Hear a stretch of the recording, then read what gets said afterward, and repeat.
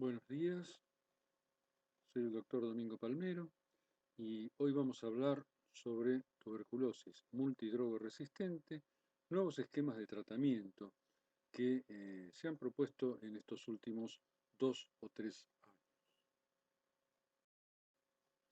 Primero, tuberculosis drogoresistente abarca distintas facetas, es decir, de resistencia a diferentes fármacos, pero fundamentalmente tenemos que considerar lo que es la resistencia a la isoniazida por separado, la resistencia a la rifampicina por separado y la resistencia a ambas, isoniazida y rifampicina, que es lo que se llama tuberculosis multiresistente. Es lo que se observa más comúnmente. Vamos a ver primero algunas cositas sobre resistencia a isoniazida. La OMS recomienda para las tuberculosis monoresistentes a isoniazida, si se ha podido detectarlas razonablemente pronto, es decir, dentro de 1 o 2 meses de empezado un tratamiento estándar, suspender todo y indicar un régimen con 4 fármacos: rifampicina, piracinamida, etambutol y levofloxacina, las 3 drogas antituberculosas de primera línea a su dosis habitual, y la levofloxacina a la dosis de 750 miligramos diarios para una persona de 50 kilos de peso. No se recomienda el uso de inyectables y estos 4 fármacos se mantienen a lo largo de todo el esquema de los 6 meses. Hay un concepto básico en la drogoresistencia que es detectarla precozmente, cosa de darle un tratamiento adecuado y cortar la cadena de transmisión. La mejor herramienta para poder detectarla para el testeo universal es un método molecular rápido, tan rápido como 2 horas, que realmente es mucho, que es el denominado GeneXpert. ¿El GeneXpert qué detecta? Es una PCR que se hace en un cartucho y tiene un mecanismo de revelado, ¿no? Y al cabo de 2 horas, a través de un programa de computación, detecta Mycobacterium tuberculosis específicamente, ¿no? Una micobacteria típica da negativo el test, aunque la baciloscopía sea positiva, y también detecta las mutaciones más comunes de resistencia a la rifampicina. Es capaz de detectar el 95% aproximadamente de las mutaciones, lo cual le da una gran utilidad. ¿Qué pasa cuando GeneXpert detecta en un paciente resistencia a rifampicina?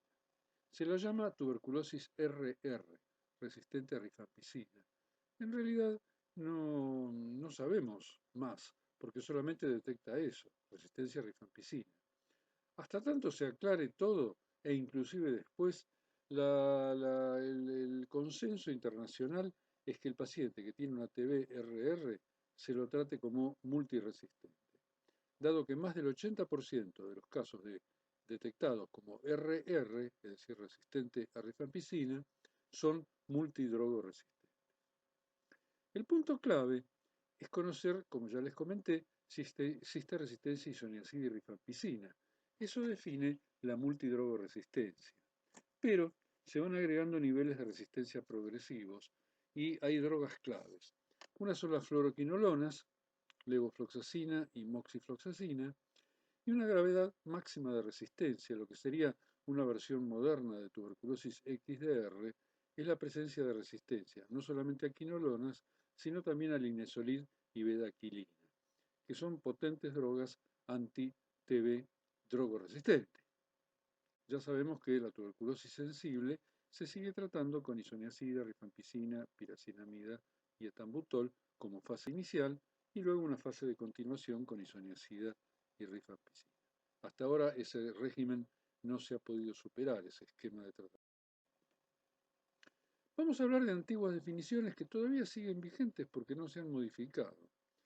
Ya dijimos que tuberculosis RR es solamente resistente a rifampicina y se la llama así cuando se la detecta con el GeneXpert.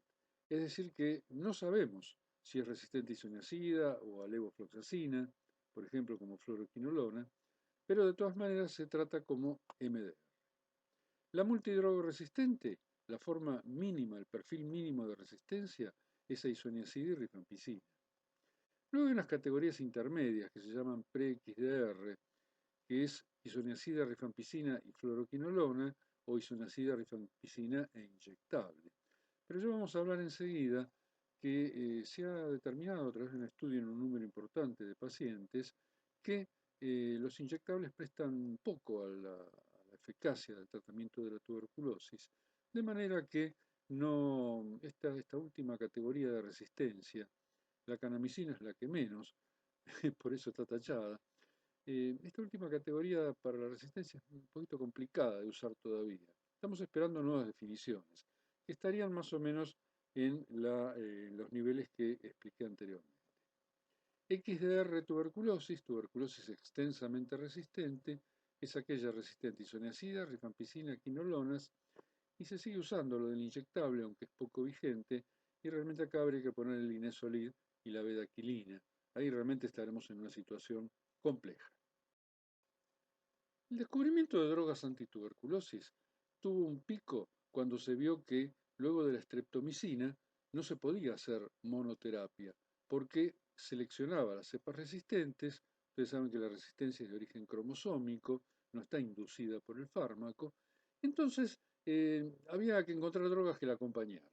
Y ahí salieron todas las drogas de primera línea, por ejemplo, fíjese usted la isoniazida, la piacinamida, la canamicina, la cicloserina, hasta la rifampicina en los 70. Y luego se detuvo, porque realmente la mayor parte de las tuberculosis podían curarse con esos esquemas. Pero a partir de los 90 especialmente, aparecen los brotes de tuberculosis asociados al SIDA, la tuberculosis multiresistente. Y ahí se busca rápidamente nuevas drogas. Bueno, se empezaron a usar las fluoroquinolonas, acá ven la moxifloxacina, la gatifloxacina que ya está fuera del mercado, el linezolid, meropenem, el pretomanid, la bedaquilina, el delamanid. La idea, este gráfico es más realista que los objetivos actuales de OMS, que es eliminar la tuberculosis para el 2035, para dentro de 15 años. En fin, son objetivos más bien de tipo político, ¿no? Porque la realidad nos está mostrando que el descenso de la tuberculosis no va en ese rumbo, y menos todavía asociada a la pandemia del COVID actualmente. Bien, sigamos con el tratamiento antidrogoresistente. Una clasificación muy interesante es la de drogas antiguas, drogas repropuestas y nuevas drogas. Bueno, antiguas drogas, la isoniazida, la piracetamida, el etambutol. Acá estamos hablando de tratamiento de la tuberculosis multiresistente. Por eso no figura la rifampicina y la isoniazida dice alta dosis. Alta dosis significa doble dosis. Hay algunas mutaciones, como después se aclara en un cuadrito, que son sensibles a 600 miligramos diarios. Son las mutaciones en el gen INHA. Bueno, los inyectables de segunda línea, ven que la canamicina y la capromicina están entre paréntesis. ¿Por qué? Porque se ha visto que tienen muy poca eficacia, en cambio la amicacina y la streptomicina, si hay sensibilidad, sí la tienen. Y las antiguas drogas que seguimos usando para tratar, algunas de ellas han mostrado eficacia inclusive en los nuevos regímenes, como la cicloserina. ¿Qué son drogas repropuestas? Son aquellos fármacos que no fueron diseñados para tuberculosis, pero se vio que servían, que eran de utilidad. Los número uno de lejos son las fluoroquinolonas, levofloxacina, la moxifloxacina, y acá nos encontramos nuevamente con moxifloxacina en alta dosis. Es doble dosis, 800 miligramos diarios, porque hay algunas mutaciones de resistencia a fluoroquinolonas que son resistentes a levo, que son resistentes a moxi en la dosis usual, 400 miligramos diarios, pero son sensibles a 800 miligramos. No son de lo más frecuente, pero bueno, si tenemos un laboratorio que no las detecta, es importante saberlo, porque estamos agregando una droga más. El linezolid, un antibiótico diseñado para tratar el estafilococo METIR en los 90, a partir del año 2000 se lo comenzó a usar en tuberculosis y es una droga bactericida muy eficaz que se ha diseminado mucho su uso y bueno, y también van apareciendo cepas resistentes. La clofazimina, droga antileprosa, muy discutida en el tratamiento de la tuberculosis, pero que actualmente se la considera como eficaz. Los carbapenemes asociados a ácido clavulánico. Los carbapenemes en el Mycobacterium tuberculosis no actúan solos, porque tiene una beta-lactamasa que es específica para ellos y los destruye. Pero si le damos ácido clavulánico asociado, el amoxiclavulánico, porque no hay clavulánico solo en los mercados del mundo, se bloquea esa beta-lactamasa y son eficaces. El ertapenem está subrayado porque es muy eficaz porque es intramuscular. Los otros son cuando tenemos que hacer un tratamiento ambulatorio. Los otros son de uso endovenoso. ¿Mm? Y las nuevas drogas, la bedaquilina es la estrella de las nuevas drogas, le vamos a dedicar bastante de esta presentación, y derivados del metronidazol, del viejo flagil, algunos nitroimidazopiranos. El de la manid, que fue muy promisorio en su momento, y luego se demostró prácticamente que no presta mucha utilidad, o ninguna, y el pretomanid, un derivado, que sí, que parece ser muy eficaz, como ya vamos a hablar sobre el final de la presentación, en el régimen que se llama BPAL. Lo dejamos así, hasta más adelante. A continuación vienen 3 diapositivas que les muestran las tablas de los fármacos antituberculosis, desde la isoniazida hasta el delamanid.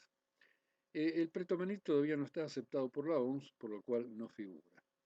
No quiero ofender su inteligencia poniéndome a explicarles la dosis de estos fármacos. Se las dejo, quedan en la presentación, ustedes las pueden ver. Y tal vez sea interesante hacer algún comentario con respecto a las drogas de segunda línea. Bueno, ya les comenté las fluoroquinolonas, drogas repropuestas, ¿no es cierto?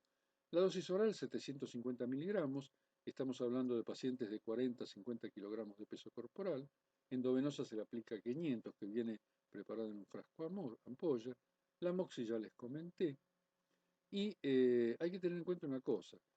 La levofloxacina se elimina por riñón, por lo tanto la insuficiencia renal o hay que ajustarla por el clearance o se la indica en una dosis única post-diálisis. En cambio, la moxifloxacina se metaboliza a nivel del hígado y aquí que es hepatotóxica, potencialmente hepatotóxica. Post-diálisis se administra la levo. La moxi en un paciente dializado o en insuficiencia renal, siempre y cuando no tenga insuficiencia hepática, ¿no? Se administra en dosis usual, igual que la isoniazida y la rifampicina. En el embarazo se pueden administrar, pero son de categoría C, si el beneficio supera al riesgo. Una tuberculosis extensamente resistente conduce a la insuficiencia respiratoria, hemóptisis y una muerte potencial, de manera que realmente el uso en el embarazo está justificado. Bueno, cicloserina y teracidona, antiguas drogas, la cicloserina parece ser bastante eficaz, hay que recordar que conviene darla en 3 tomas separadas por un problemita que es la neurotoxicidad, convulsiones, psicosis, intento de suicidio. Hay que tener cuidado con la cicloserina, por eso conviene dividir la dosis en 3 tomas. Las cápsulas son de 250 miligramos para que sea menos neurotóxica y se la suele asociar a vitamina B6. Bueno, tionamida y protionamida, antiguas drogas, el PAS también. Y vayamos a un poquito a las drogas más nuevas. El inesolid, una droga repropuesta, se usa a la mitad de la dosis de el tratamiento de una estafilococcus, ¿no es cierto? Es bastante tóxico, digamos que es el más tóxico de las drogas de segunda línea que se utilizan para la tuberculosis drogoresistente. Depresión de la médula ósea, polineuritis, mononeuritis, neuritis óptica. En el embarazo no hay evidencia suficiente para aconsejarlo ni prohibirlo. Se elimina en parte por vía renal, así que hay que dar una dosis única postdiálisis si es un paciente dializado, o ajustar el clearance. La clofazimina se usa a dosis de 100 miligramos diarios, como en lepra, no se puede dar más por la gran pigmentación y los efectos tóxicos, ¿no? Los carbapenemes ya les conté, no tienen mucha toxicidad, puede haber cuadros neurológicos, pero no es lo habitual. Y la bedaquilina vamos a hablar muchísimo. Primero, es una nueva droga antituberculosis, la primera droga que se descubre después de la rifampicina, porque el inesolid, las fluoroquinolonas fueron un poquito casuales los descubrimientos, no estaban pensadas para TB. La posología es un poco complicada. El frasco contiene exactamente la cantidad de comprimidos para, durante 14 días, dar 4 comprimidos diarios, porque son de 100 miligramos. Y luego, 2 comprimidos diarios, 200 miligramos, 3 veces por semana, 22 semanas. Dura 6 meses el tratamiento y en casos especiales se puede prolongar otros 6 meses. Hay que tener en cuenta que tiene un efecto muy prolongado a nivel intracelular y puede llegar a haber concentraciones útiles de droga en la persona que las tomó 6 meses luego de haberla suspendido. Por eso ese intervalo tan corto y los otros 6 meses como mínimo tiene que haber ingesta de otros medicamentos. Porque ¿qué pasa si a una persona le estuvimos dando varias drogas, incluidas bedaquilina, 6 meses y abandona el tratamiento? Queda como una especie de monoterapia no deseada por otros casi 6 meses. Al principio había mucho temor con la prolongación del QT. En realidad nosotros hemos encontrado más hepatitis tóxica que prolongación del QT. Hay interacción con antirretrovirales, igual hay que monitorear al enfermo en tratamiento con electrocardiograma. En la primera fase, en estas 2 semanas que se le dan 4 comprimidos diarios, se pueden dar juntos o 2 cada 12, ¿no es cierto? Con electrocardiograma semanal. Luego, mensual. Si el paciente tiene un QT corregido mayor de 500 milisegundos, no se le puede administrar directamente. Bueno, no hay evidencia para la insuficiencia renal grave en dosis usual y no hay estudios en humanos. El Delamanid es una nueva droga, 200 miligramos diarios por 6 meses, es la dosificación. Hay un problema que es la hipoalbuminemia, porque está fuertemente unido a las proteínas, ¿no? Y los pacientes que tienen la albúmina baja tienen un periodo de acción muy corto y se deposita muy rápido en los tejidos y eso da más toxicidad. También prolonga el QT, tiene las mismas contraindicaciones que la bedaquilina. Y en realidad se ha raneado un poco su uso porque no ha mostrado mucha eficacia. Ya lo vamos a charlar. Y vamos a dedicarnos a la bedaquilina. La bedaquilina es un antiinflamatorio derivado de antipalúdicos. Se publicó el primer artículo que mostró una actividad in vitro sobre el Mycobacterium tuberculosis en 2005 y es una droga inhibidora de la ATP sintetasa del bacilo.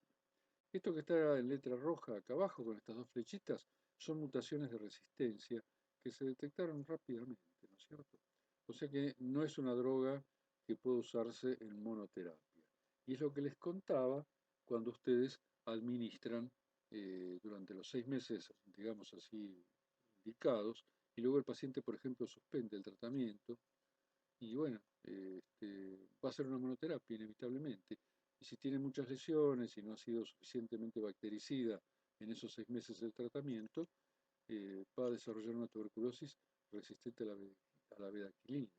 Ahora estamos perdiendo la más potente de las nuevas drogas. Un hecho a tener. Se absorbe bastante rápido, con comida se absorbe más, ¿no es cierto? Y fíjense la concentración picoplasmática, la concentración máxima, 5,5 microgramos por mililitro, con una zinc que está pero muy por debajo, hasta 0,06 microgramos por mililitro. O sea que, si yo no me equivoco, esto es multiplicado por 100, ¿no es cierto? Es decir, se llega a una concentración pico 100 veces superior a la zinc. Se metaboliza en el hígado a través del citocromo P450, una de sus isoenzimas. Y ahí está el problema, ¿no es cierto?, de la hepatotoxicidad. Y la interacción que tiene con la rifampicina por el metabolismo por el citocromo P450. La vida media terminal promedio de eliminación es de 5 meses y medio. Y esto es muy complicado, como les conté ya varias veces, con respecto a una suspensión del tratamiento sin cobertura de otros fármacos. Se elimina por la materia fecal y la excreción urinaria es casi nula, lo cual hace pensar que no hay mucho problema en la insuficiencia renal, pero todavía no está estudiado clínicamente. Estos son estudios experimentales de fármacos. Bueno, ¿qué interacciones tiene? Con los inhibidores de proteasa, por un lado, no se aconseja la coadministración. Con la rifampicina tampoco se puede administrar en conjunto. Y con algunos medicamentos azólicos que se utilizan para tratar las micosis profundas y superficiales también. La embriotoxicidad en animales de laboratorio no se ha visto y bueno, caemos nuevamente en la categoría C, es decir que si tenemos una mujer embarazada que está gravemente comprometida por una tuberculosis XDR, la indicación de la bedaquilina es una cuestión de vida o de muerte dentro de un esquema si no hay otras posibilidades de tratamiento. Ahora, lógicamente, si las hay, estos nuevos fármacos, o los fármacos que no está bien claro que no son embriotóxicos, no hay que utilizarlos. En la insuficiencia hepática, desde ya que es una droga potencialmente hepática, hepatotóxica, no conviene su utilización, excepto que los beneficios superen los riesgos. Es decir, esto depende de un análisis individual. En cuanto a la insuficiencia renal, hay elementos para considerar que no hay mucho problema, pero no hay evidencia publicada del uso de bedaquilina en pacientes con insuficiencia. Este es el primer estudio que se publicó en 2009. Fíjense que se descubrió la droga como anti-TB en 2005 y 4 años después se publicaba el tratamiento de 47 pacientes con un resultado enormemente a favor, 43% de conversión del cultivo contra 9% de un régimen estándar de multiresistencia sin bedaquilina. Este es el nombre original de la droga de laboratorio, ¿no es cierto? Pasó por varios nombres.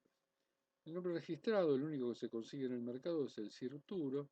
Tiene 188 comprimidos de 100 miligramos y les alcanza exactamente para un tratamiento de 6 meses. Las primeras guías provisionales, ¿no?, del uso de bedaquilina en el tratamiento de la tuberculosis drogoresistente las publicó la OMS en el 2013.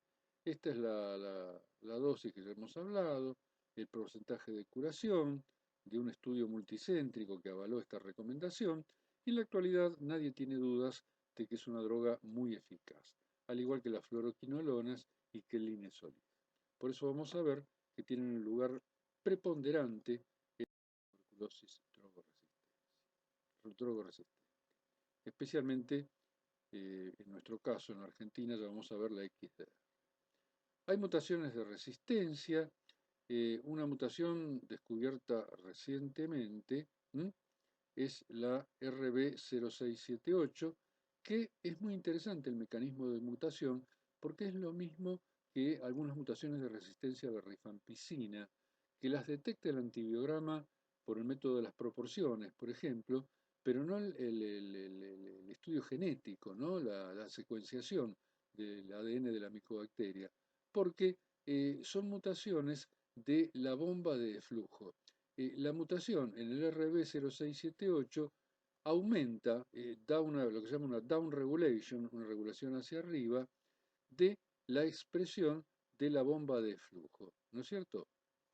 Y esto incrementa la concentración inhibitoria mínima requerida de la bedaquilina hasta 8 veces. O sea que habría que dar una dosis muy superior a la que se está administrando. ¿Qué significa esto concretamente? Que el bacilo elimina la droga mucho más rápidamente de su interior que si no tiene esta mutación 678, y bueno, el tema es que se vuelve resistente. Del linezolid no vamos a hablar mucho, es una droga muy conocida. Es un derivado de la cicloserina. Fíjense cómo una droga antiestafilocóxica terminó siendo útil en la tuberculosis, derivada de una droga antituberculosa. Qué paradoja, ¿no? La mitad de la dosis ya la comentábamos. Hay algunos estudios de un cuarto de dosis. No es muy aconsejable, excepto que la persona pese 30 kilos, ¿no? Hay forma oral, hay forma inyectable, la toxicidad ya la mencionamos y forma parte del core terapéutico de la MDR. Y también es muy importante su uso, al igual que a veces la bedaquilina. Lo que pasa es que en nuestro país está más restringida cuando hay reacciones adversas, ¿no es cierto? Reacciones adversas que impiden obtener un esquema de tratamiento razonable. Entonces, bueno, uno utiliza lo que puede, lo que le queda dentro de las drogas eficaces. Y ahí se utilizan drogas que son de la MDR o de la XDR, tales como el linezolid, la bedaquilina y las fluoroquinolonas, por supuesto. El ensayo 213 es un ensayo que ya llevaba varios años en realización y el cual estaba explorando sobre un régimen estándar de tratamiento de la tuberculosis multiresistente qué pasaba cuando se agregaba delamanid.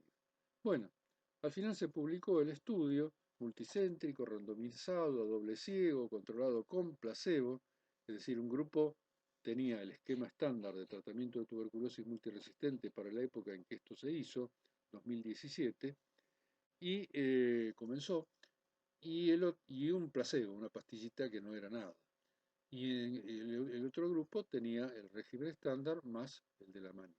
Bueno, ¿cuál fue la diferencia? Ninguna. La reducción en el promedio de tiempo para la conversión del cultivo de esputo después de 6 meses no mostró una diferencia significativa.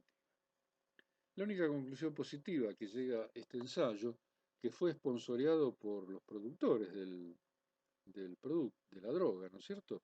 Es que el de la manito tuvo muy buena tolerancia y tiene un alto perfil de seguridad. Por ejemplo, no interacciona con antirretrovirales, no prolonga tanto el QT, pero lamentablemente parece ser poco eficaz agregado a un régimen estándar que hay que, en honor a la verdad, decir lo siguiente. Ese esquema estándar ya no se usa más en este momento. De manera que todavía no está todo dicho en el sentido de quitar de las drogas antituberculosis al del. Muy bien, en 2019 OMS saca, digamos, publica en marzo las guías consolidadas del tratamiento de la tuberculosis multidrogo resistente y este año va publicando en forma de fascículos, de módulos, prevención, diagnóstico, tratamiento y tratamiento de la tuberculosis drogoresistente, un consolidado de las guías anteriores, ¿no? Lo importante de esta guía, ustedes para encontrarla tienen que googlear solamente el título y si quieren ponen módulo 4, tratamiento. Lo tienen que poner en inglés, no hay versión en español todavía. Lo importante de esto es que propone un esquema acortado distinto a uno del cual se habló mucho, se discutió mucho y que no vamos a considerar en esta presentación por las razones que les voy a explicar enseguida. Muy bien.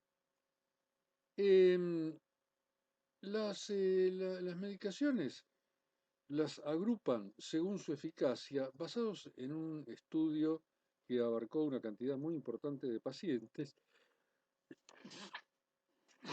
Disculpen ustedes la alergia de primavera. Y er, en ese metaanálisis, digamos, que fue publicado en 2018 en el Lancet, se llegó a la conclusión que tenían mejor evolución, lo que en inglés se llama el outcome, y lo que es más importante, tenían menor mortalidad, significativamente menor mortalidad, los pacientes que recibían fluoroquinolonas, bedaquilina, linezolid en su tratamiento, y más aún si estaban asociados. Conclusión, se propone como core terapéutico para el tratamiento de una tuberculosis multiresistente 3 fármacos. Una fluoroquinolona, la levofloxacina está mucho más ampliamente disponible y es más económica, más que la moxifloxacina, la bedaquilina y el linezolid. Esas 3 drogas constituyen el core terapéutico de acuerdo a las recomendaciones actuales de la tuberculosis multiresistente. Claro está, hay que tener una provisión suficiente de bedaquilina para todos los casos de tuberculosis multiresistente y también del Linezolid. La levofloxacina es más sencilla de conseguir porque se utiliza mucho como antibiótico, aparte no es muy caro el medicamento. ¿Estos tres fármacos alcanzan para tratar una tuberculosis multiresistente? ¿Y cuánto tiempo habría que darlos? Bueno, no, se aconseja asociarlos a dos drogas de lo que se llama el grupo B, que también mostraron eficacia, pero no disminuyeron la mortalidad, y son la clofazimina y la cicloserina. La droga antileprosa, que había ciertas dudas, bueno, en este estudio mostró ser eficaz, y en otros posteriores también, y la cicloserina. ¿Y qué pasa si el paciente el Linezolid le da una toxicidad que no lo puede recibir, o no puede recibir quinolonas porque tiene una tendinitis que lo inmoviliza, o tiene un QT muy prolongado y no le podemos dar bedaquilina, tiene una arritmia, por ejemplo? Se imagina que pacientes con arritmia no son adecuados para indicarles bedaquilina, ¿no es cierto? Entonces hay que seleccionar alguna de las drogas del grupo C. Esto está bastante discutido, no se ha modificado, ponen como más eficaz el etambutol, que es una cuestión discutible. El delamanid, la piracinamida, los carbapenemes siempre asociados a ácido clavulánico, dos inyectables, la micacina o la streptomicina, siempre y cuando el antibiograma muestre sensibilidad, la etionamida, el PAS. No mencionan el pretomanid porque todavía la OMS no lo recomienda como droga antituberculosa, aunque sí recomienda, como ya vamos a ver, la realización de experiencias operativas, ¿no es cierto?, de estudios operativos, de investigación operativa, sobre la utilidad de estos nuevos regímenes con pretomanid. Bueno, muy bien. Entonces tenemos 5 drogas sine qua non, si las tenemos, si el paciente las tolera, si no hay que suspenderlas. Y un grupo de fármacos que pueden suplantar uno o dos de ellos, hay que ver un poco también la situación del paciente, en el tratamiento. ¿Cuánto tiempo dura este esquema? ¿Cómo armamos un esquema? ¿Recuerdan lo que les comenté varias veces de la bedaquilina? No se puede dar más de 6 meses, ¿no? Otra cosa, ¿hay algún inyectable dentro de estos 5? No. La OMS recomienda fuertemente no utilizar inyectables. Primero por la poca eficacia y segundo por el disconfort. Muchas veces son causa de abandono. La amicacina especialmente es muy dolorosa, no así la streptomicina. Bueno, ¿cuáles son las recomendaciones 2020 para tratamiento de una tuberculosis multidrogoresistente a nivel Organización Mundial de la Salud y otras guías internacionales? El esquema largo, que era lo que estábamos hablando, 3 drogas del grupo A, por ejemplo, levofloxacina, bedaquilina, linezolid. ¿Y qué pasa si es resistente a levo y sensible a moxi? Moxi. ¿Y qué pasa si es sensible a moxi en alta concentración y no en baja concentración? 800 miligramos de moxi, bedaquilina y linezolid. Ahí hay que tener muy en cuenta el QT, porque la moxifloxacina prolonga el QT. Asociadas a dos del grupo B, clofazimina o cicloserina, y como les conté, el grupo C es una especie de grupo de relleno para suplantar fármacos. ¿Qué duración del régimen? Acá está la respuesta. 18 meses, un año y medio. Muy bien. ¿Cuánto tiempo damos la bedaquilina? 6 meses. O sea que el esquema serían 6 meses de las 5 drogas y luego continuamos sin bedaquilina. ¿Esto qué les suena a ustedes?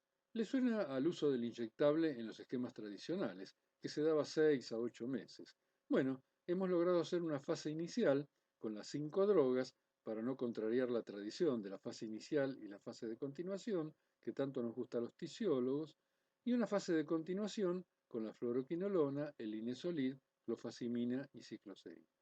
Tengan en cuenta siempre que usan bedaquilina, que ustedes no pueden dar de 6 meses de tratamiento al paciente y luego, si tiene tuberculosis, ¿no es cierto? Multiresistente o extensamente resistente. Y luego suspender, porque la bedaquilina va a quedar casi 6 meses dentro del organismo y va a seleccionarse para resistentes. Muy bien. En el 2006, la OMS propuso un esquema acortado estándar basado en un régimen que se lo bautizó el régimen de Bangladesh, de Bengala, porque fue la primera vez que se utilizó. El tema es que este esquema tenía una cantidad muy importante de fármacos, que la sigue teniendo, ya vamos a ver, pero incluía canamicina. Bueno, luego se recomendó en vez de canamicina, ya que no parecía muy eficaz, démosle amicacina. Y luego no usemos más inyectable. Entonces, hay evidencia obtenida en Sudáfrica de un número importante de pacientes tratados un tiempo cortito, alrededor de 11 meses. Fíjense que esto es 4 a 6 meses de la fase inicial y 5 meses de la fase de continuación. 6 y 5, 11, 4 más 5 da 9. O sea que este régimen acortado sería de 11 a 9 meses. 9 meses como mínimo, 11 como máximo. ¿Sí? Bueno, la fase inicial incluye bedaquilina. Nunca hay que dar menos de 6 meses ni más de 6 meses. ¿Y qué pasa si el enfermo a los 4 meses está negativo? Francamente bien, y el cultivo al quinto mes llega negativo, y bueno, y venía con el cultivo negativo desde el tercer mes. Vamos a seguir dándole no sé si habrán contado ustedes, pero son 7 fármacos. 1, 2, 3, 4, 5, 6, 7. ¿Le vamos a dar los 7 meses si al tercer mes ya está con el cultivo negativo? No, podemos cortarlo al cuarto mes. ¿Pero qué le vamos a cortar al cuarto mes? 6 de las drogas. Es decir, no todas, pero vamos a sacar ese cúmulo de drogas, ¿no es cierto? Porque algunas continúan. La bedaquilina no, la bedaquilina la tenemos que dar 6 meses, por eso se escribe por separado. O sea que siempre, fase inicial, 6 veces de bedaquilina. Y todo este cúmulo de estos 6 fármacos se da de 4 a 6 meses dependiendo cómo sea la evolución bacteriológica del paciente. ¿Cuáles son los otros 6 fármacos? La fluoroquinolona, la clofazimina, la piracinamida, el etambutol, la isoniazida en doble dosis y la etionamida. ¿Sí? Muy bien. Supongamos 6 meses. Si a los 6 meses sigue con el cultivo positivo, es un fracaso terapéutico. Ya el paciente no está respondiendo a ese esquema y hay que ver qué se puede hacer por él. Como se darán cuenta ustedes, le quedan algunos fármacos, pero la cuestión se complica, ¿no es cierto? Por ejemplo, les queda el Linezolid, ¿no? Y la alta dosis de moxifloxacina y los carbapenemes. Pero ya ahí estamos hablando de tuberculosis XDR, digamos muy XDR, ¿no? Bien, después de los 6 meses, quedamos con una fase de continuación mucho más liviana de 4 fármacos: la fluoroquinolona, la clofazimina, la piracinamida y el etambutol. Bueno, las tuberculosis multiresistentes funcionan bien, tiene que ser resistente a isoniazida y rifampicina, pero no resistencia a drogas de segunda línea, a otras drogas como las fluoroquinolonas, por ejemplo, por supuesto no a la bedaquilina, ni al etambutol, ni a la piracinamida. Y no tiene que haber recibido drogas de segunda línea en algún tratamiento previo por más de un mes. Ustedes saben que en tuberculosis un mes de tratamiento no se considera tratamiento por la emergencia de cepas resistentes. Es decir, hace falta entre 20 y 30 días de monoterapia para seleccionar cepas resistentes en suficiente cantidad, ¿no?, en el paciente. De manera que menos de 30 días de tratamiento el paciente es sin tratamiento previo. Muy bien. A mí personalmente me gusta más el esquema largo, si tuviéramos la bedaquilina en cantidad suficiente. En las conclusiones o algo así, vamos a hablar al final algo así como poner los pies en la tierra, ¿no es cierto? Para que no se compliquen con esta ensalada de eh, siglas, de acrónimos, abajo tienen todas las traducciones de lo que es cada uno. Ustedes en la presentación, luego se la miran tranquilos y ahí tienen la postura internacional actual de tratamiento de una tuberculosis multidrogo. No hemos hablado de efectos adversos. Bueno, esto está publicado en las guías OMS del 2019 y creo que también está en el módulo del 2020 de multiresistencia. Riesgo absoluto de efecto adverso. Bueno, la que menos tiene, vean ustedes, es la bedaquilina, luego las quinolonas, el ácido clavulánico, la clofazimina, levo, estrepto, y vemos que las drogas que más efectos adversos tiene es el linezolid. La tiacetasona hace mucho que no se usa, no sé por qué está incluida, porque no se usa hace mucho en el tratamiento de la tuberculosis. Complica el tratamiento con tiacetasona, especialmente en pacientes HIV positivos, la epidermolisis. síndrome del aire, es mortal eso, potencialmente mortal. El ácido paraminosalicílico con su pésima tolerancia gástrica, los inyectables con los trastornos auditivos del octavo par, la toxicidad renal, digamos, ¿no? Etcétera. Nosotros no coincidimos totalmente en nuestra experiencia. Por ejemplo, con amoxiclavulánico solemos ver no tan raramente hepatitis tóxicas graves por ácido clavulánico, ¿no es cierto? No tener la tentación de utilizar el otro inhibidor de la beta-lactamasa que se usa habitualmente, que es el sulbactam, porque no trabaja con la beta-lactamasa del Mycobacterium tuberculosis, tiene que ser clavulánico. Y algo que la bibliografía internacional considera que la moxifloxacina es menos tóxica que la levofloxacina, no va para nosotros. La levofloxacina es nuestra caballito de batalla cuando tenemos una hepatitis tóxica y al contrario hemos tenido hepatitis tóxica y síndrome de Rett por moxifloxacina. De manera que para nosotros la levofloxacina es una droga muy poco tóxica, el etambutol coincidimos plenamente, la clofazimina. La bedaquilina no tenemos tanta experiencia. Con 30 enfermos tratados con bedaquilina, póngale, uno no puede hablar mucho, ¿no? Pero francamente hemos tenido que suspenderla en un paciente y fue por hepatitis tóxica, no por el QT, la prolongación del QT. La cicloserina sí nos trae muchos problemas, especialmente neurológicos. La piracinamida es la más hepatotóxica de todas. La etionamida no le va muy atrás, además del pésimo sabor que deja, etc. Y el Linezolid, sí, realmente el Linezolid tiene el serio problema de la depresión de la médula ósea y del tema de la polineuritis o la mononeuritis, la neuritis óptica. Bien, esto es un pequeño pantallazo de reacciones adversas. Ustedes en las guías tienen mucho más. El NIX-TV es un estudio experimental de un nuevo tratamiento para la XDR que los primeros resultados se comunicaron a fines del 2019, tuvieron mucha repercusión en la prensa. New York Times, ¿no? Le dedicó un extenso artículo. Y este régimen es linezolid, bedaquilina y pretomanid, 6 a 9 meses. Y se llama BEPAL. Ya vamos a ver enseguida la publicación que apareció este año en New England. Es eficaz en un número reducido de casos, alrededor de 100.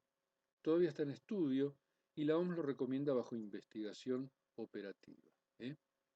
Este régimen podría funcionar en tuberculosis, en cualquier tuberculosis, lo que pasa es que es más tóxico, más caro.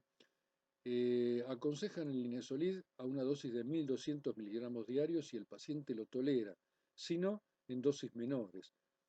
Nosotros hemos tenido, cuando se empezó a usar linezolid en Argentina, que todo el mundo le pasó lo mismo. Se bajó rápidamente la dosis por la neuritis óptica, la depresión de la médula ósea, ¿no?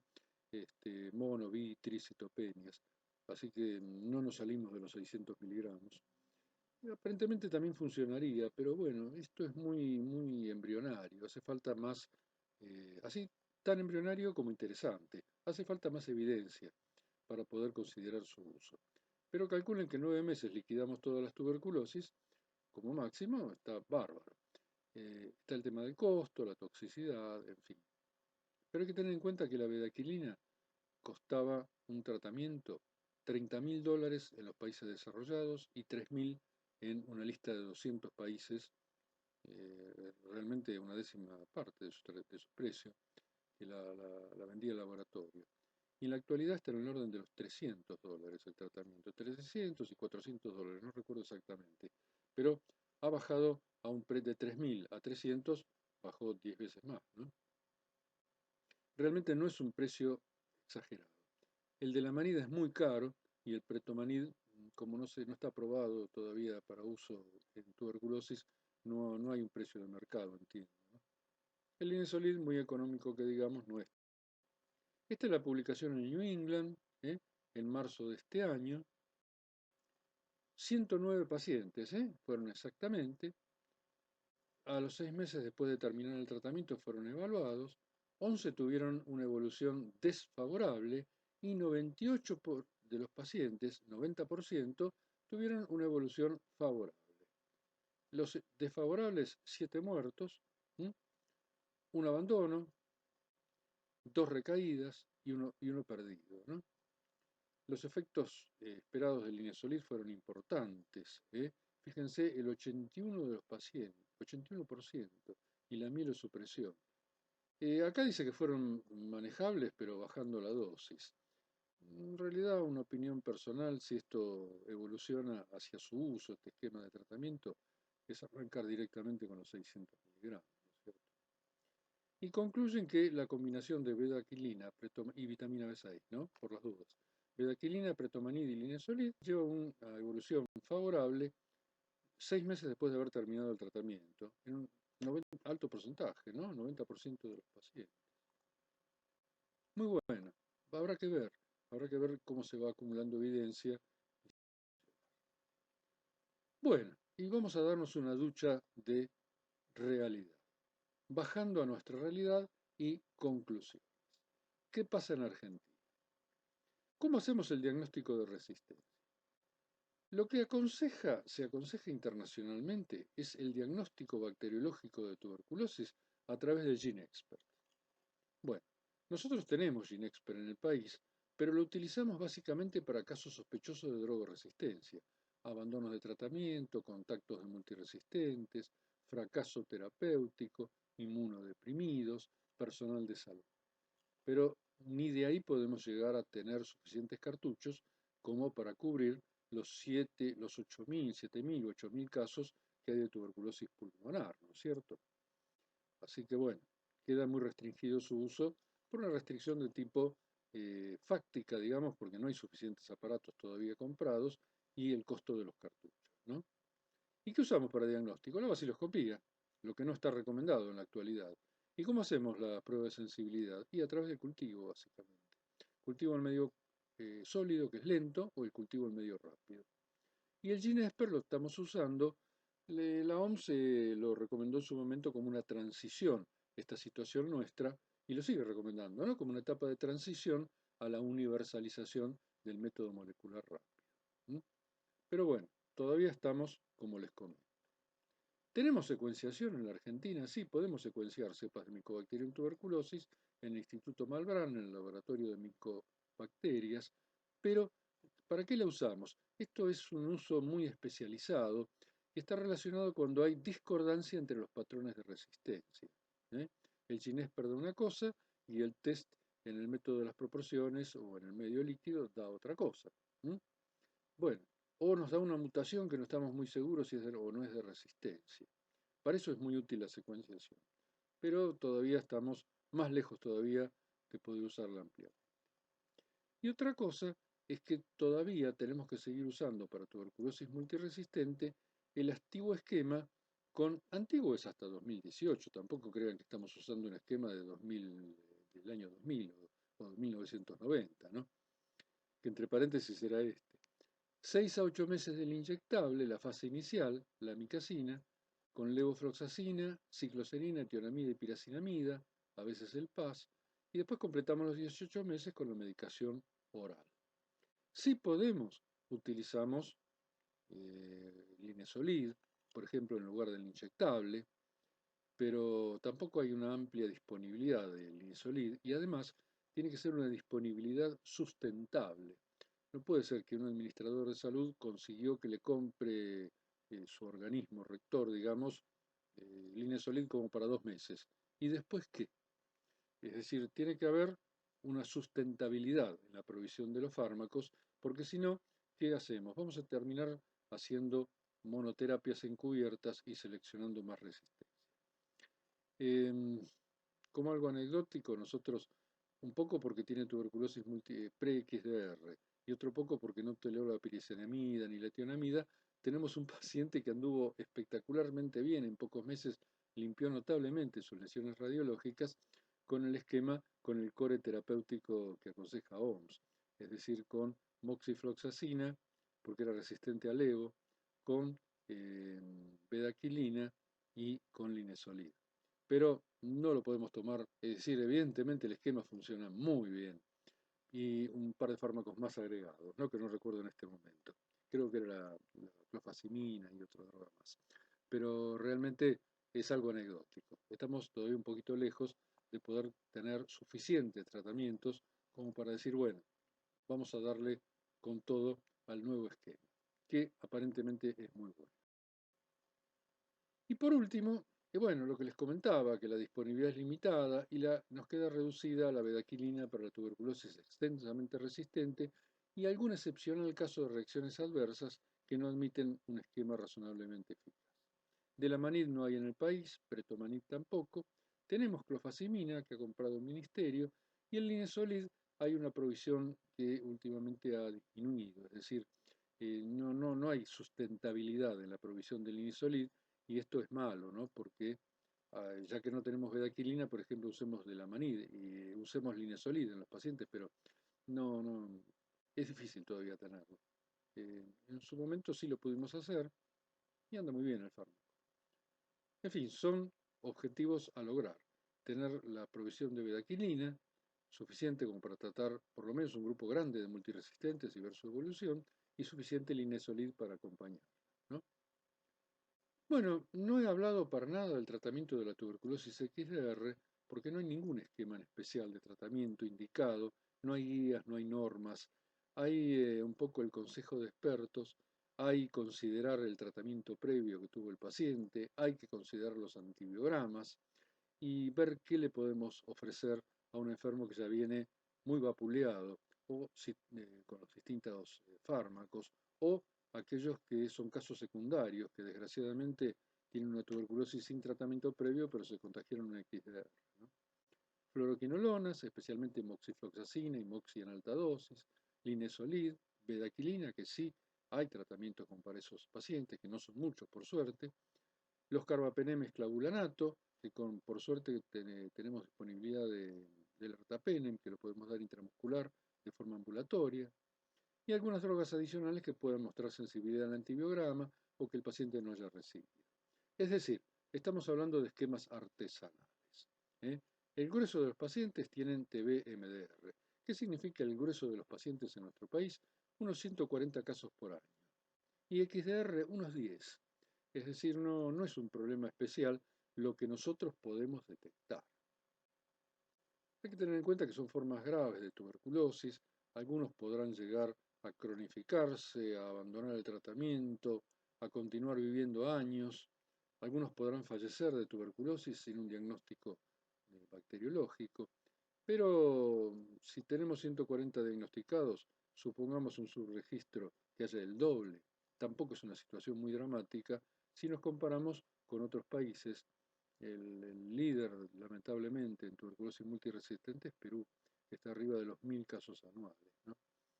En fin, y ahí sí tienen que tener una provisión amplia de fármacos y no pueden faltar.